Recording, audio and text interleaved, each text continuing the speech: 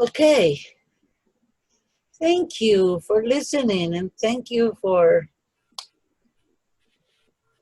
such wonderful meditation sharing. So now we are opening it for comments or share your experience of this meditative moment and questions to Jeff or me, or the floor is open. Hi, Faye. Go ahead. Unmute yourself, Faye. And then Theo, right? No? Okay. Can you hear me? Yes. Yes. Okay. I have a few things need to mention. First, thank you, Elena. Thank you for your this new way of meeting leadership. I'm trying to get to know and used to. I'm far behind, but your leadership through this. Thank you. And thank you for wonderful talk. And it's very helpful, especially now, this time, and especially for me, in the personally, some issues going on. It helps me for awareness that through your talk and how important to find our balance, equanimity. You remind me of that for sure. And looks like that book is really wonderful book. I vote for that. And thank you, Elena. Thank you. And thank you for Jeff, a wonderful poem to read for us. And thank you for Craig. Yes. He is my big helper personally, and not only for the DTO Sangha Connecticut, and now he's helping whole nationwide. And personally, he's a big helper for me.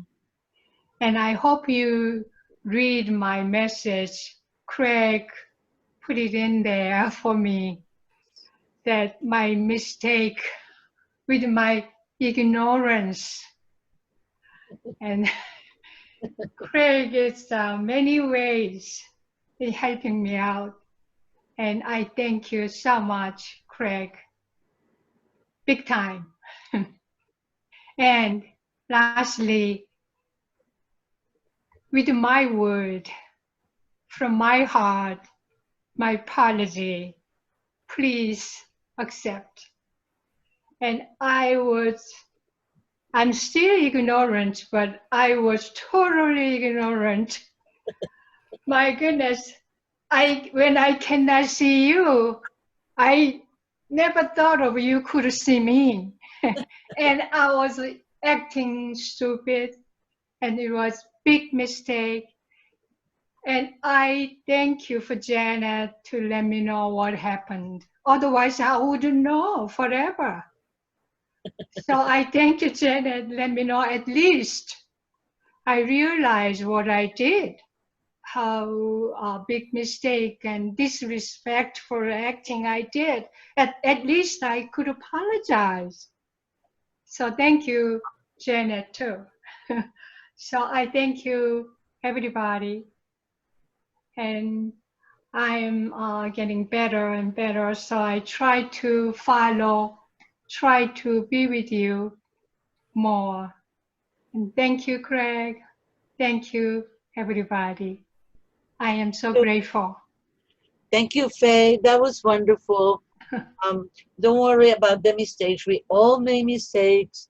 And it really was nothing. So, um, you're, you're, Thank you. Well, for me, I'm thinking that's such a big disrespect. no, it was, Well, oh, it wasn't. so You, forgive me. Forgive me. we love you And so much. We I, love, love you. And I'm sure we're going to make some real bad mistakes as we go along. So just wait and see. Don't worry. thank you. Thank you so much. Thank you so much, everybody. I Thank, love DTO. So I love everybody. thank you. Thank you. Thank you. Zhijiang Bang Yan, thanks Elena for introducing us to this. Um, about your comment on we have both aspects of understanding intellectually and then put them in practice is kind of a spiral up cycles that help us getting better. To share that experience,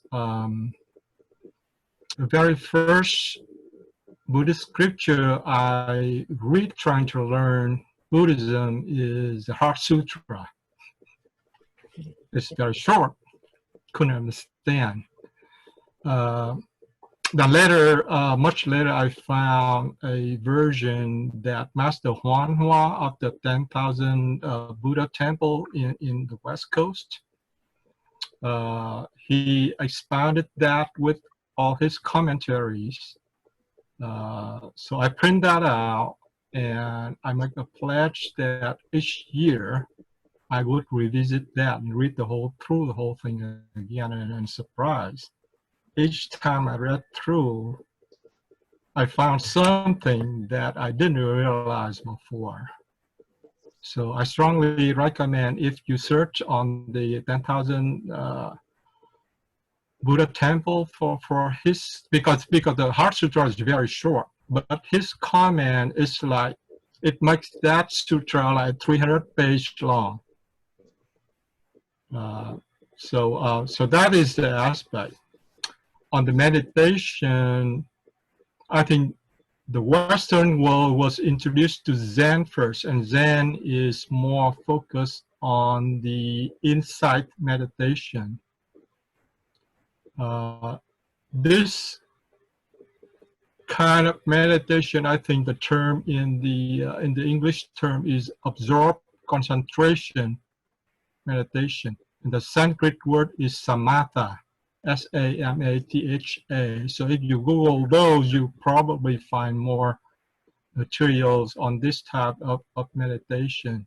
I think this is less common in the Western, but I think in Tibet and in Asia, both kind of fairly popular.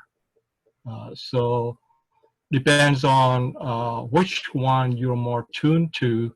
You just try practice, and which one you clicks more, then you go through that direction. That help you advance in that direction. John Bang out. Thank you, John. Thank you. Yes, it is. That's why there is emphasis on samadhi. The concentration. In that, what it produces is a different sort of fruit than vipassana meditation. But they're all good fruits when you engage in them, either one. Thank you.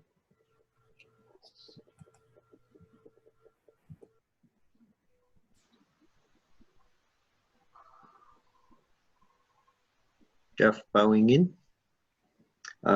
Thank you very much, Elaine. I really appreciated that when Craig had sent out the email and included kind of the topic you want to discuss. And I said, well, that sounds very exciting to me. I'm really interested in that.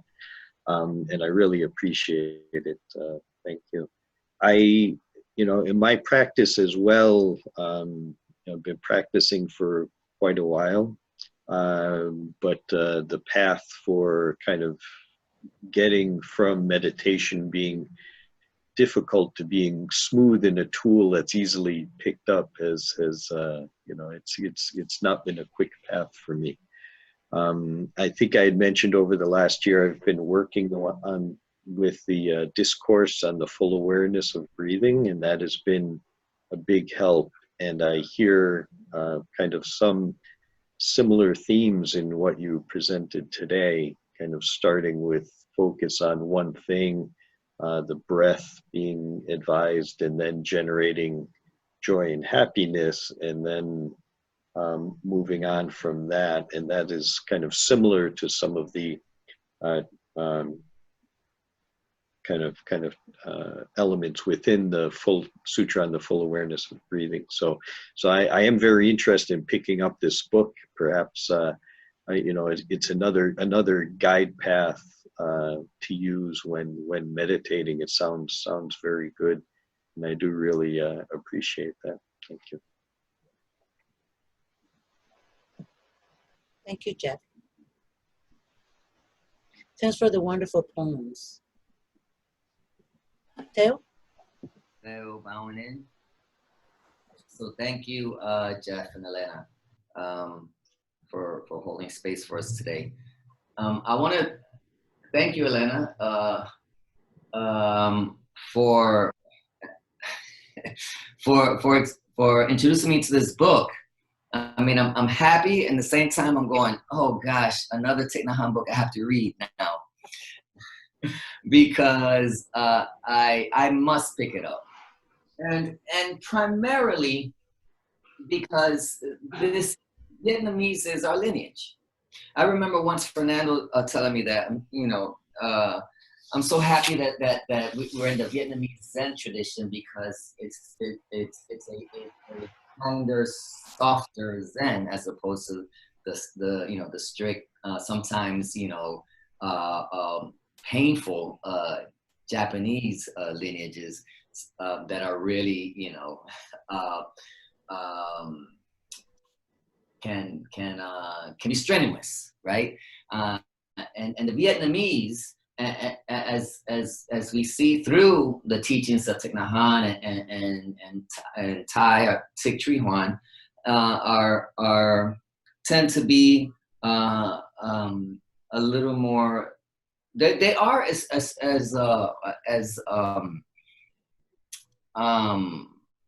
don't want to use the word strenuous, but yes, there must be great effort, right effort applied to all lineages.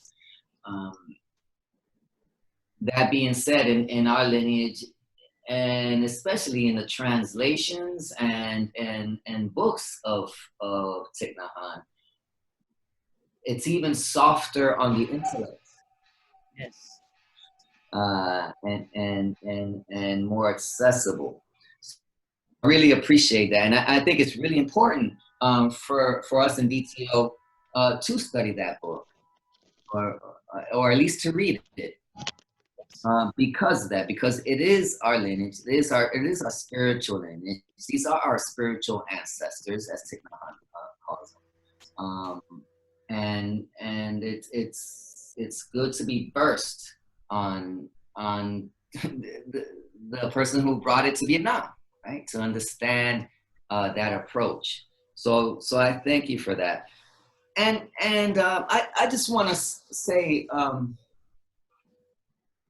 in light of, well, this is before, you know, everything that's been happening recently, and in some of the Western schools of meditation, I do question and believe, and I totally understand and know and appreciate Western schools of meditation that have actually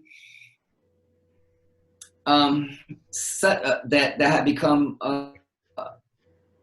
secular, right? That have kind of severed themselves away from any Buddhism, Hinduism, or any other tradition. The Buddha said that, you know, he didn't make this up, but it was like he found a path that was led to this city, this ancient city that was covered up by a jungle. So the teachings have been there for a very, very, very long time.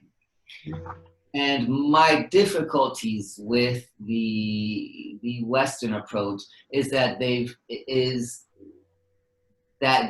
can order, if not outright, culturally appropriate. If you try to erase Buddhism or Hinduism or any other tradition that is steeped in meditation, then that can be said to be cultural appropriation without the acknowledgement of where it comes from. So that to me, I've seen, schools that offer certification, 2-year courses. As a matter of fact, someone came to me recently and said, Teo, ex-teacher has a 2-year course, and this guy's a social worker, and I want to, I want to take it, but all I need is some meditation experience and a letter of recommendation. And I said, now you want to come meditate? Because like you said earlier, Elena, there was a goal to reach. I was saying, and then I said, you got to believe in the process first before the certification. Exactly. So I just wanted to share that. Very much for again, Thich Nhat Hanh has written so many books. I every time I think I've read them all, I have not read them all. But I do. This is a new book for me, and I'm definitely it's gonna go on my list. I just have to, what I do is I buy it and put it on my shelf till it's time to be read. Yeah. But I do commit, because I just recently bought Awakening of the Heart, which is this thick. Yes. Of all the commentaries of the sutras. Yes. And I'm slowly getting through that, and I have no time limit, right? I'll get through that, and then I'll move on to this one. I'm also rereading Understanding Our Mind and Reconciliation, which are also fantastic. So thanks again to Elena and Jack. Thank you, Teo. I think you touched on so many different things, but one particular thing is that I totally agree, and that's why I really want to recommend it to be studied by for the 5th year, this particular book, because I realized that being in the Virginia retreat, in that temple, and then having guests from Missouri that also come from a temple, and are connected to a temple. And I think Noble Silence is connected to a temple in Miami. Our leader, our spiritual leader, is a person in a temple in Texas, and they have the temple. Our brothers and sisters in Texas have a temple. And I'm saying, okay, how much do we know about the history of Vietnam, about the history of Buddhism in Vietnam? So, and that was actually, when I read the book, I wasn't expecting to find that in that book. And so I said, oh my goodness. When I finished, I said, oh, the DTO has to read this. We need to become familiar with this history that is, we have a lineage that comes from way, way, way, way, way back. And so, we are inheritance of these wonders. So, this is one of, in my estimation, this is one of Thich Nhat Hanh's better books. I really, really enjoyed reading it. Maybe because I feel so identified with the jhana meditation, with the concentration, deep absorption, that sort of thing. So maybe that's why I enjoyed it so much. But yes, that's and that's the other point that you touched in terms of the meditation. It's been watered down in such ways that it hurts even sometimes to see how it's not acknowledged where this come from, or like when you see these books on emotional intelligence, that's nothing but Buddhist principles, that were taken and put in this, emotional intelligence, Goldman's, books on that, and he's created a whole empire on that, and you barely acknowledge it. I mean, I think I've only heard him say in one article in the Harvard review, um, that he learned all these from Buddhism. But in one article, I have been reading Goldman for gazillion years, and only that one time he has admitted that he got these from the Buddhist teachings. And so yeah, I feel like disenfranchised when I feel that they are not acknowledging the heritage. They're in a way just taking advantage, but it's working. A lot of people are benefiting from it, as much as we may not like it. People are, the quality of life for many people has improved because of that. So the Buddha, I'm sure the Buddha is happy to see that. He doesn't care. Thank you. Elena, can you send me a picture of the cover, please? I will take a picture of both, because I'm sorry, but I have to point out this book, Contemplative Prayer by Thomas Merton. We must read it in conjunction, before or after this other book. Why? Because Thomas Merton here talks about meditation. This is all about meditation, and he, in a Western sort of way, explains the difference between meditation, ruminations, self-examination, and absorption and contemplation. So when we're talking about absorption, we're talking about deep contemplation. And I feel that a Western mind will see this book, will read it, will experience it, and will deeply enjoy Tang Hoi's, because they're so deeply connected. And so I definitely would recommend these to be read and practiced, not just read, because these are manuals. I mean, to me, that's what they are. They are cursive writing, but they are actual manuals of meditation, from being a 20-minute meditator to becoming a 3-hour meditator with deep, deep, deep concentration and wonderful fruits of the meditation practice. So yeah, Elena, I will send the pictures. Elena? Yes?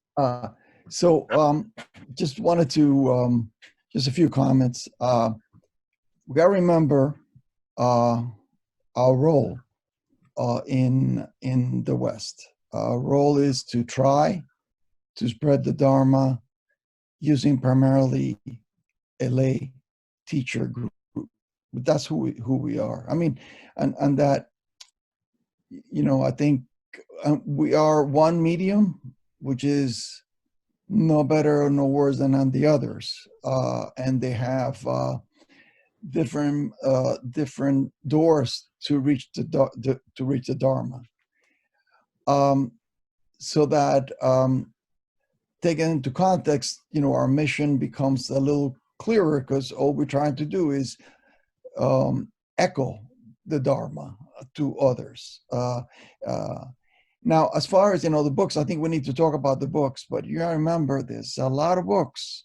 If you look talking about a Thich Nhat Hanh's, our tradition, reading Nowhere to Go, Nothing to Do is as crucial for us to understand as, I haven't read this book, but it's not a Vietnamese.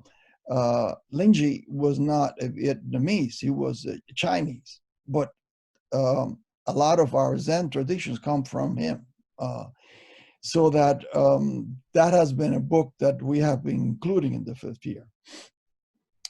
Thomas Merton, I teach Thomas Merton at the center, and if you're going to read a book, I would read Seats of Contemplation. Yes. Seats of Contemplation has a real wonderful look at what he calls contemplation. And contemplation is our meditation. Is the same thing for Westerners. So there's a lot of good books out there. We need to sort of hone in what we think is the best guide. And we need to have a curriculum tenor review at our next meeting. Yes. The other things I wanted to mention is that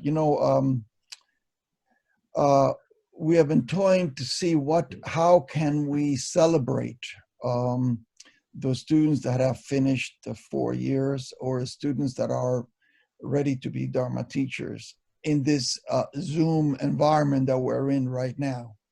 And talking to Ty, it seems to me that it really is not going to be possible to give it its full expression until our next possibly retreat next April. So that I know we were trying to see if we could do something using this, and I think potentially the certificates for the 4 years we could probably do this way, but Ty did not want to do any kind of ceremony online.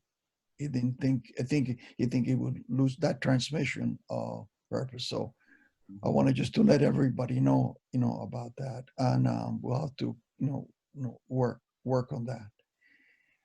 And I think I want to just bring up it's the idea, what do we think too is, do we continue our Zoom meetings every 2 weeks, which I think it's a lot of work for Craig and Elena, and or do we switch it to once a month? So that also, because I think, as you know, during, I guess, these times, even though we are socially distanced, a lot of people are away at virtual graduations or things like that. So that's a food for thought we need to discuss. But I wanted just to make the announcement, and I very much enjoyed the talk and discussion. Elena, thank you very much. I love the poems, Jeff. I thought I read a lot of poems from Thich Nhat Hanh. I haven't seen those.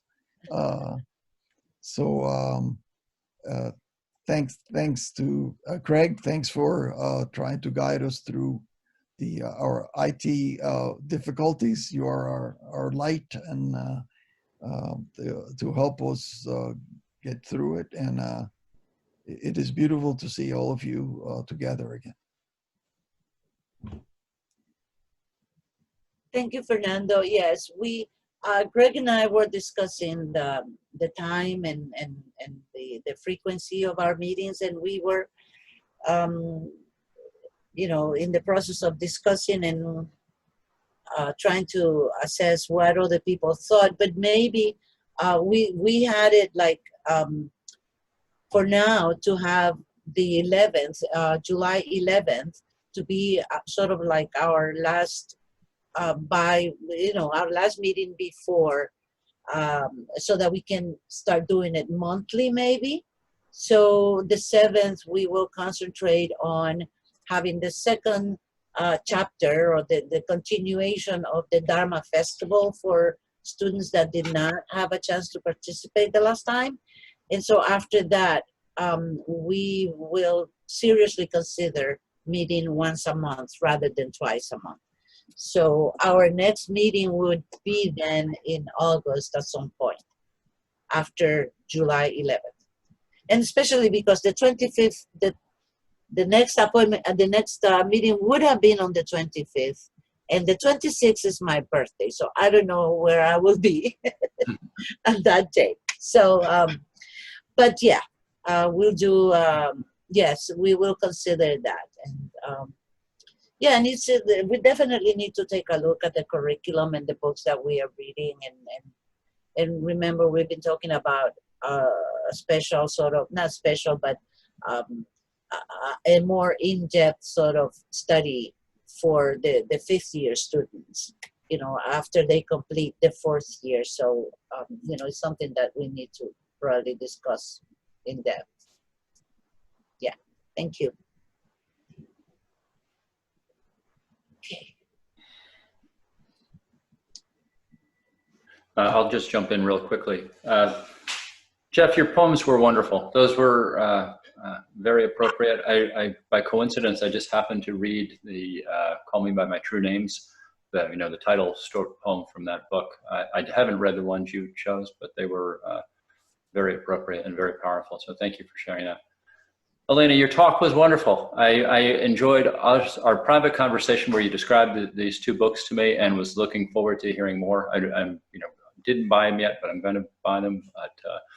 But your talk was wonderful. I think I am excited about getting more.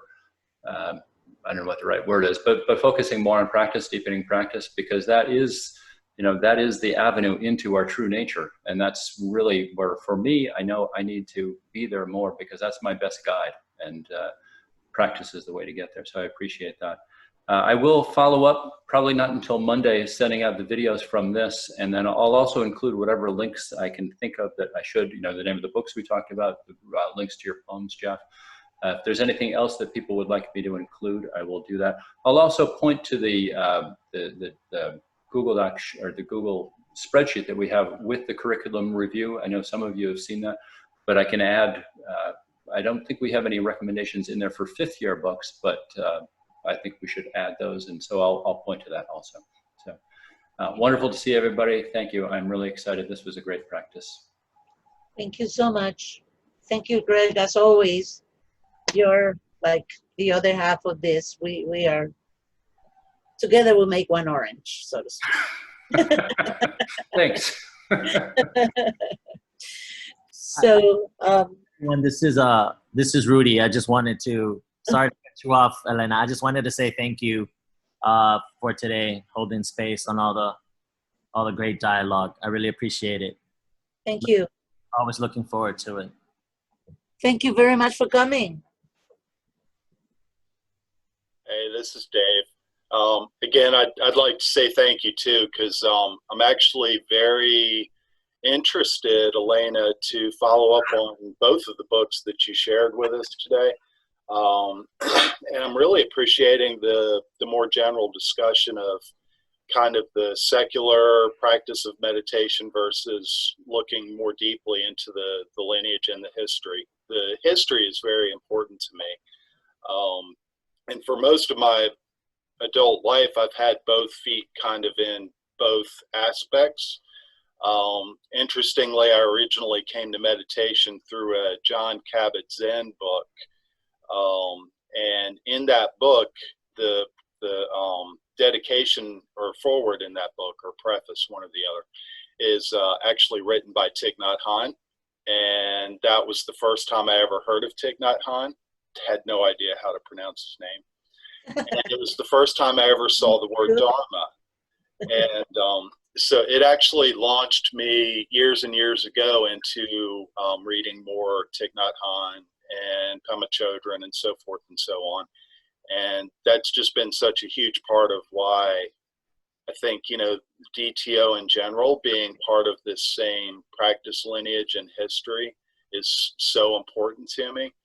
And so I'll wrap up real quick because I know we're running late. But there was one other thing I wanted to mention. I have, and I've shared this to a few people in the group, but I have a PDF of a document that's called Poems of Ancient Vietnamese Zen Masters. And Tung Hoya is, of course, one of the ones featured in there. A number of others are too. It's wonderful, so I'll send it out to maybe Craig so he can forward it or whatever. But it is a wonderful and easy to read document too. But commentaries in there and all sorts of stuff, so I'll send that out. Oh, thank you. Thank you so much. That's awesome. Thank you. So this is Jeff. I just want to mention just briefly the Call Me By Your True Names. One of the nice things in here is that some of the poems have commentaries by Thich Nhat Hanh about the time he wrote it, kind of what he was thinking, and some of that. So it was I didn't even realize that till it's been a while since I had picked this up. But it really added to some of the poems to kind of understand where he was and some of his motivation or thinking when writing some of the poems. So it was really special. I was glad I volunteered to look for a peace poem to pick up that book again. Thank you so much. Thank you. I enjoy your poem so much. Right, thank you. Thank you.